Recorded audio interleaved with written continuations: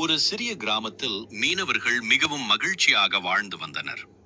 ஒவ்வொரு நாளும் அவர்கள் கடலுக்கு சென்று மீன் பிடித்து அதை விற்று பிழைப்பு நடத்தி வந்தனர். அங்கு ராஜா என்ற ஒரு சிறுவன் தன் தாத்தாவுடன் வசித்து வந்தான். தாத்தா மிகவும் அனுபவசாலி, கடல் ராணியின் அருளை பெற்றவர். ஒரு நாள் தாத்தா ராஜாவிடம் கடலில் உள்ள மாயமான மீனை பற்றி கூறினார். ராஜா, கடலின் ஆழத்தில் ஒரு தங்க மீன் உள்ளது.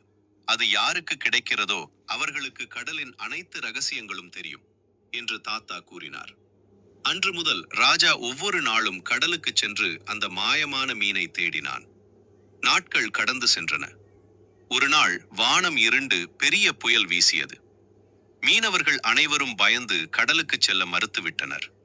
ஆனால் ராஜா தைரியமாக தன் சிறிய படகில் கடலுக்கு சென்றான். கடலின் நடுவில் ஒரு பெரிய அலை ராஜாவின் படகை தாக்கியது. ராஜா பயப்படவில்லை. அவன் தன் மனதை அமைதிப்படுத்தி கடலிடம் உதவி கேட்டான்.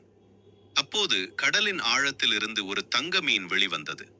அது, ராஜா, உன் தைரியமும் கடல் மீதான அன்பும் தான் என்னை வெளிவரச் செய்தது. நீ கேட்ட வரத்தை கேள் என்று கூறியது. ராஜா, எனக்கு தங்கமும் வைரமும் வேண்டாம். என் கிராமத்தில் உள்ள மீனவர்களுக்கு எப்போதும் மீன் கிடைக்க வேண்டும், புயல் நேரத்தில் அவர்களை காக்க வேண்டும் என்று கேட்டான். தங்க மீன் சிரித்து, உன் அன்பு என்னை மகிழ்வித்தது. உன் கிராமம் எப்போதும் மகிழ்ச்சியாக இருக்கும் என்று கூறி மறைந்தது. அன்று முதல் ராஜாவின் கிராமத்தில் உள்ள மீனவர்களுக்கு தாராளமாக மீன் கிடைத்தது. ராஜா கடலின் மாயமான ராஜாவாக அறியப்பட்டான். நீதி, தைரியம் மற்றும் பிறருக்கு உதவும் குணம் எப்போ